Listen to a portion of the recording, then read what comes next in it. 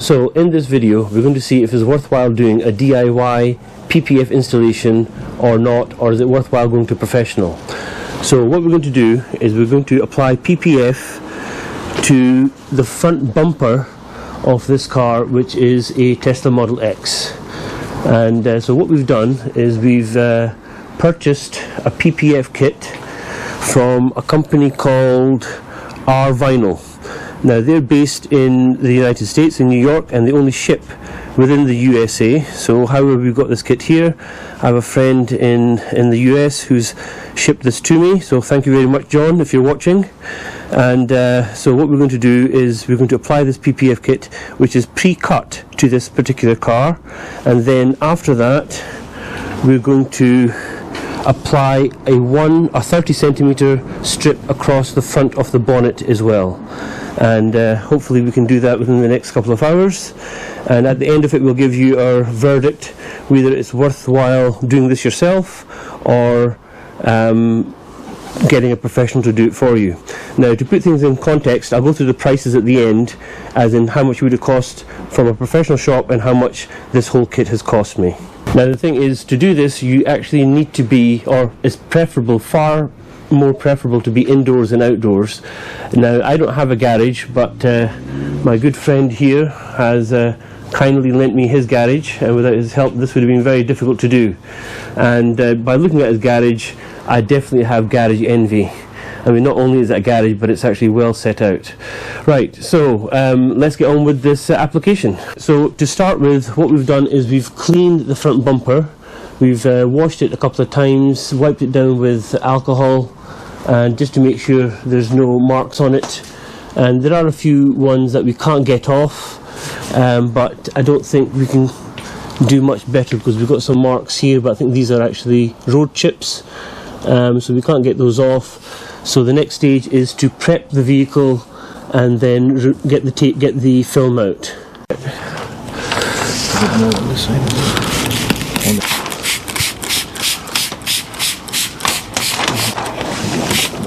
Yeah, let's pull it from the bottom. That's it there. Oh, I see. Oh, yeah, I see. There's my turn. Let's pull it out. Oh, crumbs. Right, okay. Right, it's almost there.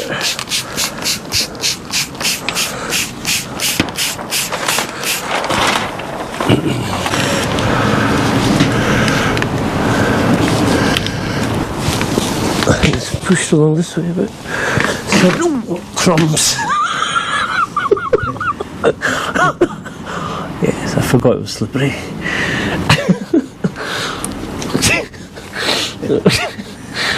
Does that go over? So you're probably wondering why we're wearing jackets. That's because the temperature is 10 degrees Celsius. That's 50 degrees Fahrenheit. So it's a bit chilly this morning, but as I said, we're doing this for you. So the sacrifice we make, don't forget it.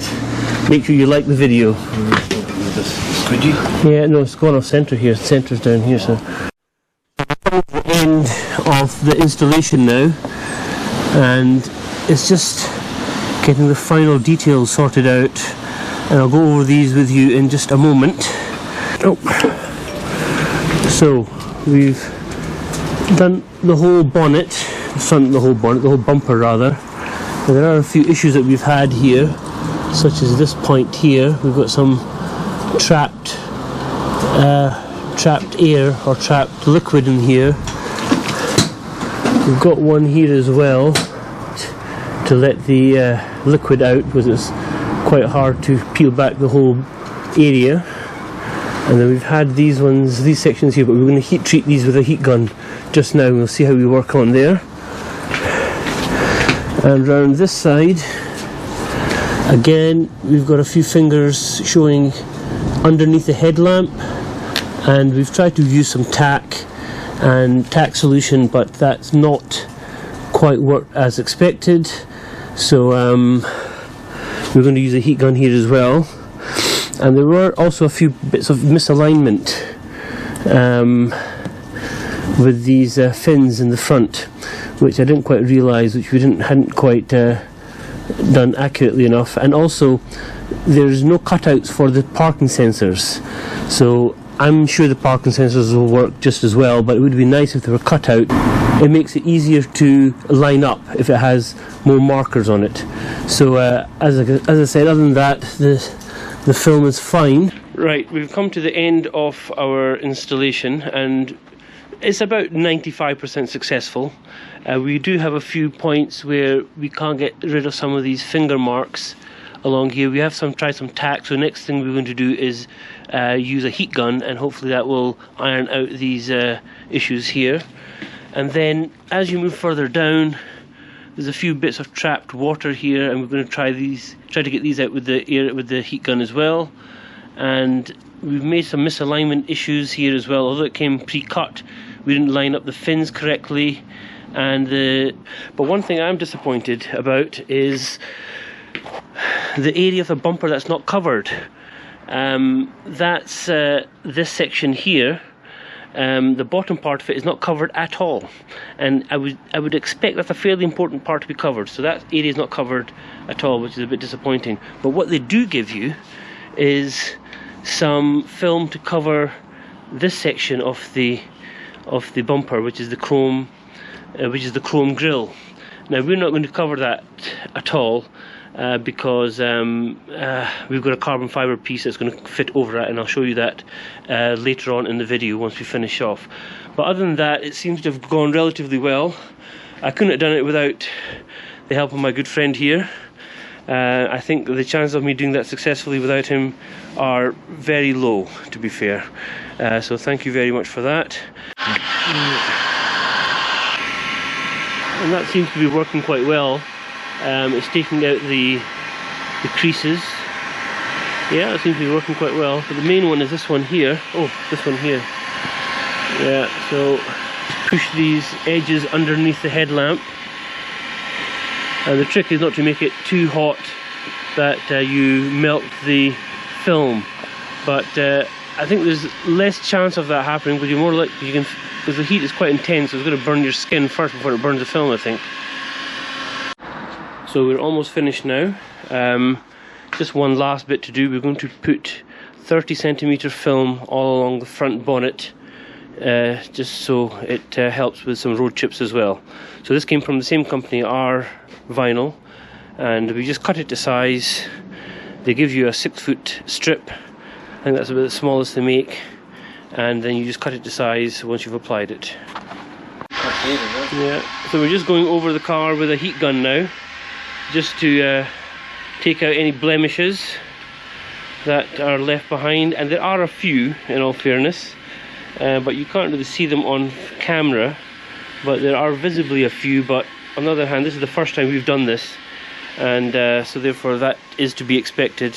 But as I said, I think overall we're quite pleased with the result, and we've just got a couple of more things to do. One is put on the registration plate, and second to put on blanks for these what are they called, fog lamps. So this is the finished product. We've put the film on the bonnet as well. I don't know if you can see the seam here. No, it's a very, very thin and slight seam. It's actually just cut to the edge here. It's not folded over, it's just actually cut right around the edge. And with a heat gun, that certainly made it stick down quite well. Now there are a few air bubbles, there's no doubt about that, but not too many. And now that we've also applied the number plate as well, that's really finished it off. The number plate is in the same place as it was before, and now we've also added, if you've not noticed, tint to the front of the fog lamps.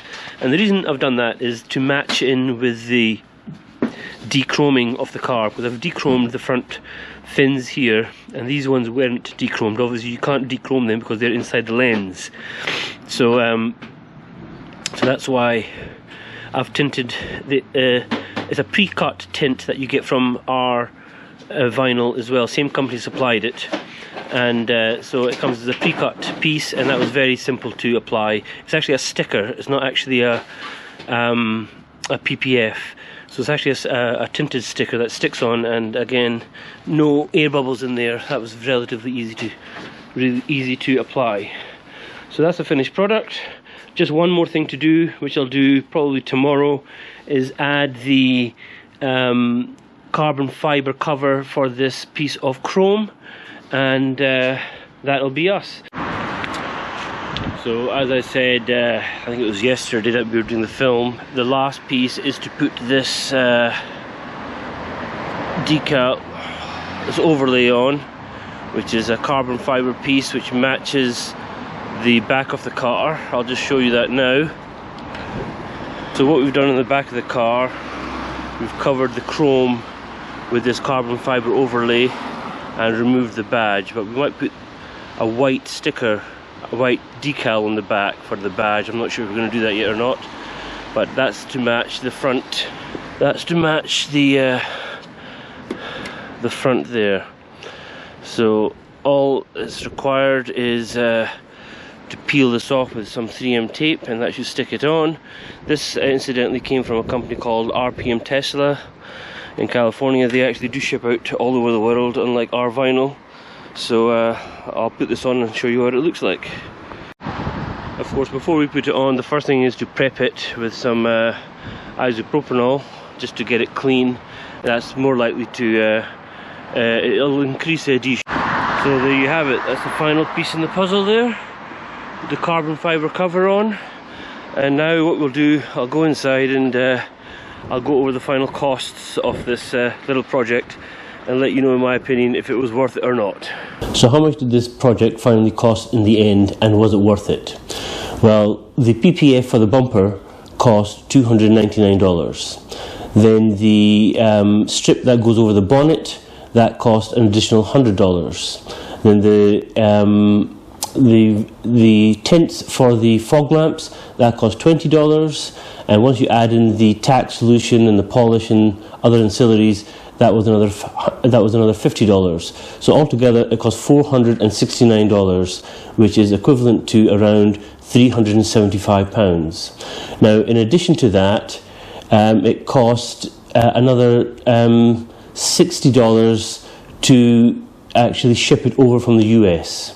So a total cost of £423. Now, and that's with myself and with obviously with my friend's help, putting on the PPF ourselves.